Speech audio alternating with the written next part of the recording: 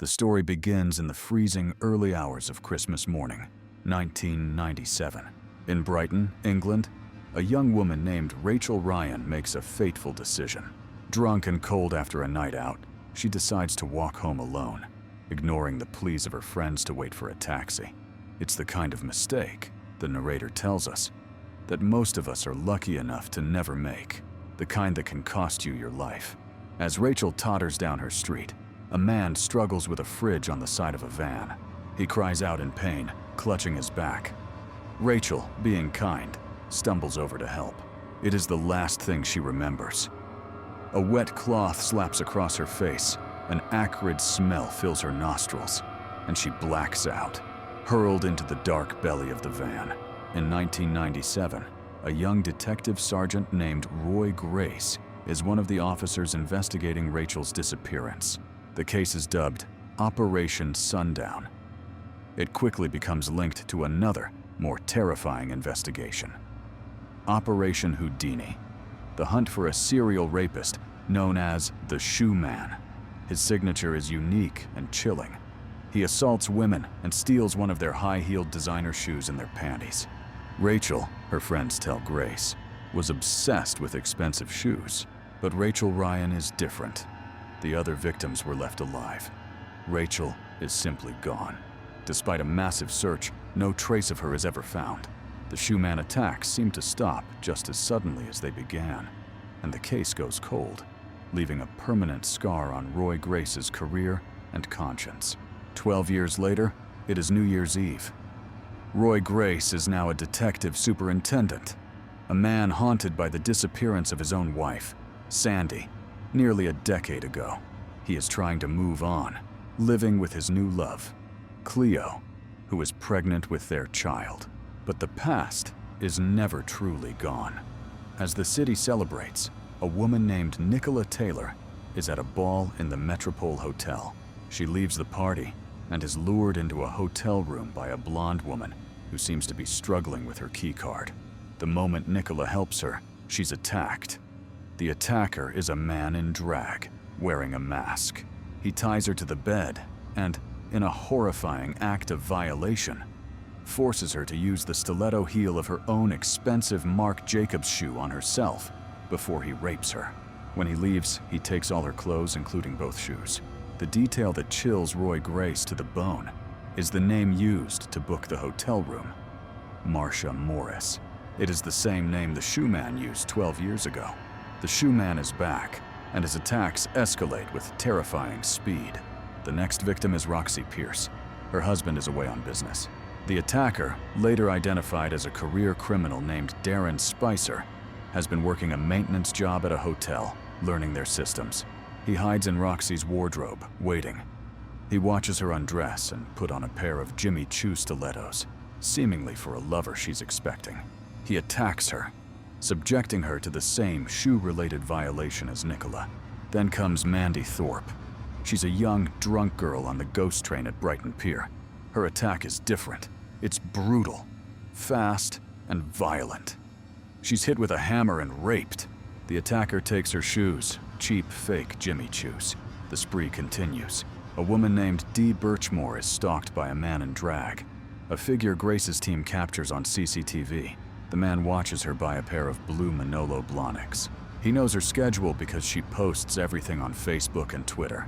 He waits for her in the back of her own car in the Grand Hotel car park, the very hotel where the 1997 rapes began. But this time, something goes wrong. Dee opens the back door of her car, sees the masked figure, and screams. The attacker panics and flees. The city is gripped by fear. Grace is under immense pressure from his new boss, ACC Peter Rigg, to stop the monster of Brighton before he strikes again. Grace's team is drowning in suspects. First, there's Darren Spicer, the ex-con who attacked Roxy Pierce. He has a prior conviction for indecent assault, where he also stole the victim's shoes. But when Grace's team interviews him, he's cagey. He denies everything, but he's clearly a small-time burglar, not the sophisticated, forensically aware Shoe Man. Then there's John Yak Carriage, a taxi driver with Asperger's. Yak is obsessed with three things: high flush toilets, his mother's perfume, and women's shoes. His cab is a known quantity to the police. He often makes his female passengers uncomfortable with his personal questions. Grace's team arrests him and finds a massive collection of women's shoes on his houseboat. But the case seems to collapse. Yak has eBay receipts for almost all of them. He's released. Finally, there's a ghost from Grace's own past. Cassian Pugh, a rival detective from the Met. Grace discovers Pugh was the last person to check out the 1997 Rachel Ryan file, and crucial pages are missing. Pugh was also in Brighton during the original 1997 attacks. But this too proves to be a red herring, a product of Pugh's arrogance and an old, unread email. While the present-day investigation is in chaos, Darren Spicer, the burglar, makes a call. He wants the £50,000 reward offered by Dee Birchmore's husband. He gives Grace's team a tip. Check out lockup garage number 17 at Mandalay Court. He'd broken in, looking for valuables. But what he found scared him so badly he ran. Grace and his colleague, Glenn Branson, raid the garage. It appears empty, except for some tools and old license plates. But Grace notices the garage is 8 feet shorter on the inside than it is on the outside. He pushes on a set of shoddily built shelves, and they swing open, revealing a hidden room. The room is a shrine. The walls are covered with yellowing newspaper clippings of the 1997 Shoeman attacks, and in the center is a tea chest filled with shoes. 22 packages, each containing a single designer shoe and a pair of panties, preserved in cellophane. Trophies from 12 years ago. But there's one more thing. Taped to the wall is a funeral registration form for a woman named Molly Winifred Glossop, dated January 1998. Grace remembers a bizarre, unsolved case from that same time. A stolen van, crashed and burned, with the charred, unidentifiable body of an old woman inside. A horrifying realization dawns on Grace. The shoe man didn't just make Rachel Ryan disappear. He staged an elaborate decoy. He stole Molly Glossop's body from the undertaker, burned it in the van to create a mystery. And then, Grace issues an urgent, unprecedented order. I want an exhumation. I want Molly Glossop's grave opened. Now. Just as Grace is about to unearth the past, the shoe man snatches his next victim. Jessie Sheldon has been posting her plans on Facebook all week. She's nervous. She's taking her new fiancé, Benedict, to meet her parents for the first time. She just bought a new pair of Anya Hindmarch shoes for the occasion. The shoe man, Gary Starling, has been reading her posts. He waits for her in his VW camper van, parked outside her flat. He uses the same trick he used on Rachel Ryan 12 years ago, pretending to be struggling with a fake fridge. When Jessie comes to help, he grabs her, gasses her with chloroform, and throws her into the van. He drives her to the old derelict Shoreham Cement Works. He chains her to the floor of the van, her arms and legs spread-eagled, and tells her he'll be back.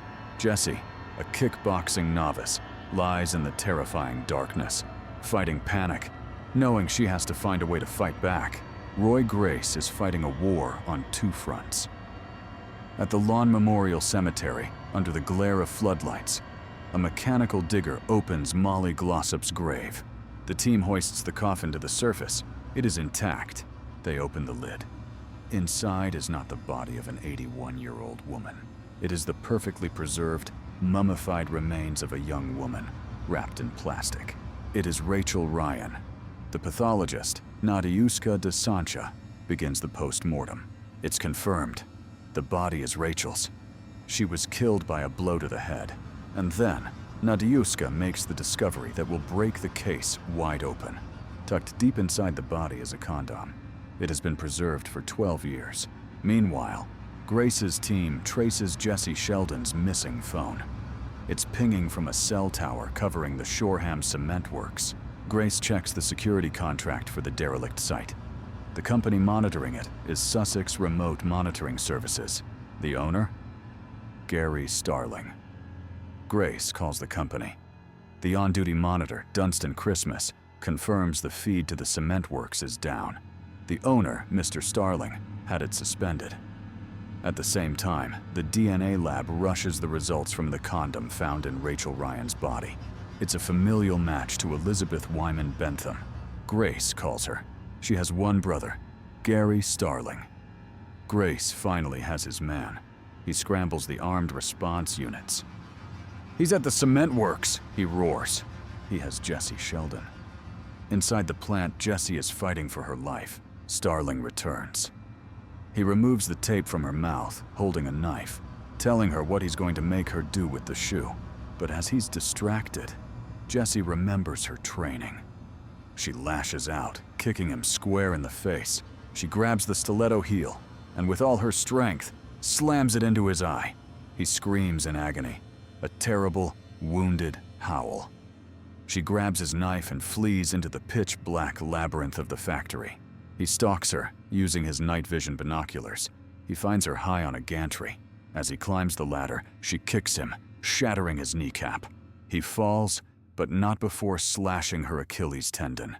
He corners her, raising a spanner to kill her, just as the doors of the factory burst open and the building is flooded with the light and shouts of Roy Grace's armed team. Gary Starling is arrested. In his hospital bed, blinded in one eye, he confesses. He confesses to the 1997 rapes. He confesses to abducting and murdering Rachel Ryan and hiding her in the coffin. He confesses to the rapes of Nicola Taylor and Roxy Pierce, and the attempted abduction of Dee Birchmore. His security company gave him the perfect cover to stalk his victims and disable their alarms. The city breathes a sigh of relief. The shoe man is caught, but Roy Grace isn't satisfied.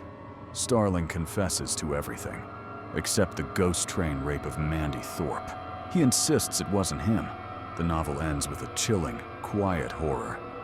We see John Yak Carriage, the taxi driver, on his houseboat. He is free. He reads the newspapers about the shoe man's wife, Denise Starling, hanging herself, but we know she didn't. Yak, enraged after his arrest, went to her house, strangled her, and staged her suicide. He pulls up his fishing line from the mud beneath his boat. Attached to it is a waterproof bag. Inside are the fake Jimmy Choo shoes he took from Mandy Thorpe. He was the ghost train rapist, driven by his own dark compulsions. As Yak sits on his boat, feeding his cat, he knows the police believe the case is closed. He is safe, and the tide is rising.